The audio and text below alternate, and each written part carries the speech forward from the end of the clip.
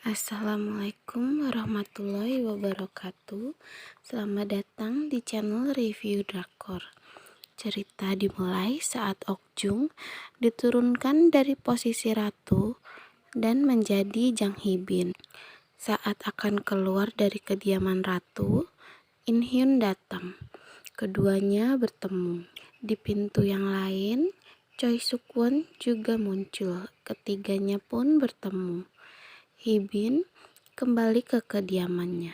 Tiba-tiba raja datang dan menggandeng tangannya. Mereka pun masuk bersama. Ratu In Hyun sedang bermain dengan putra mahkota. Ratu tampak bahagia. Hibin memandangi putra mahkota dari kejauhan. In Hyun berdiri dan merasakan dadanya sakit. Dayang Hong langsung membantunya. Ratu melihat Hibin dari jauh dan menyadari kalau Hibin merindukan putranya. Ia meminta Dayang Hong untuk memberikan putra mahkota Yun kepada Hibin. Hibin merasa berterima kasih kepada Dayang Hong. Ia menggendong putra mahkota dengan gembira. Ratu pergi untuk berjalan-jalan. Raja melihatnya dan senang dengan keputusan ratu.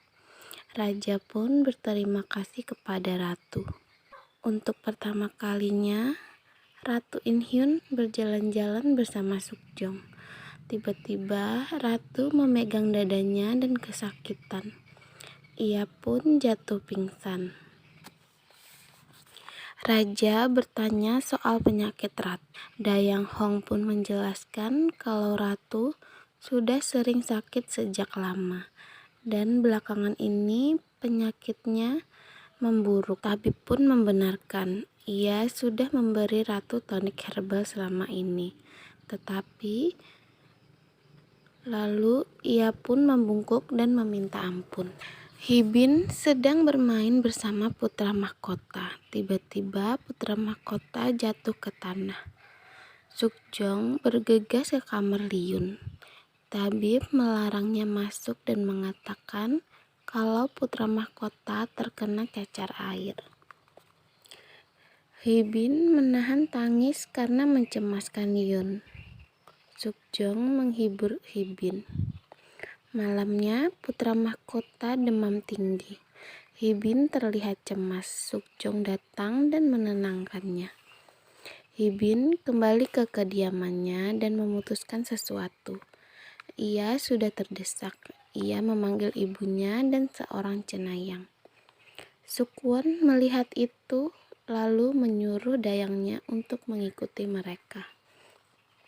Cenayang itu meminta Hibin mengadakan ritual. Hibin bingung karena di istana dilarang mengadakan ritual. Ibu, apa yang harus kulakukan? Nyonya Yun membujuk putrinya. Anda tidak boleh ragu karena ini menyangkut putra mahkota. Cenayang itu menambahkan kalau Hibin melakukan ritual ini, maka putra mahkota akan sehat dan mendapat kesuksesan. Hibin pun akhirnya setuju. Mereka pun memulai ritual itu. Cenayang itu menuliskan sesuatu dan menempelnya di boneka jerami. Ia menusuk boneka itu. Sukwon mengintip ritual itu dan tersenyum. Ratu In Hyun mengalami serangan jantung. Dia berteriak kesakitan. Paginya, kondisi putra mahkota langsung membaik.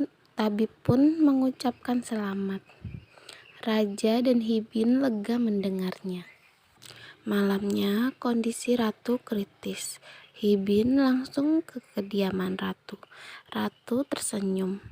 Aku harus membela keluargaku sampai akhir. Melihat yang mulia raja harus menderita karena ayahku, itu selalu menyakitkan untukku. Sekarang, tolong lindungilah yang mulia. Dia sudah banyak menderita. Hibin menangis.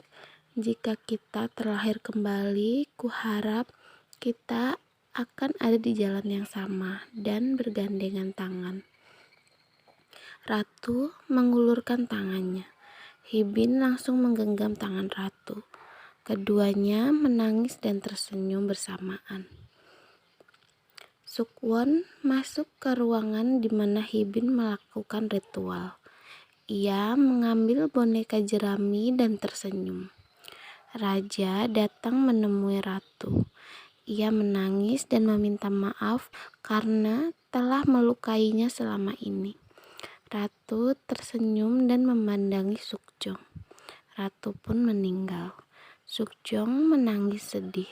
Semua dayang yang ada di sana pun menangis. Choi Sukwon masuk ke kediaman Ratu dan mengambil hiasan rambutnya. Sukwon memanggil Dayang Hong. Ia memberikan boneka jerami itu kepada Dayang Hong dan memberitahunya kalau ini adalah milik Hibin. Menurutmu apa artinya ini?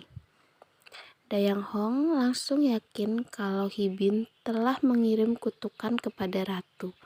Mereka pun membuat rencana. Okjung masuk ke ruangan yang digunakan sebagai ritual dan meminta Dayang untuk membereskannya. Sukjong sedang berdiskusi. Choi Sukwon berjalan masuk dan mengatakan kalau Hibin telah mengadakan ritual untuk membunuh Ratu. Dan saya punya buktinya. Sukjong menatapnya tidak percaya. Sukwon tersenyum.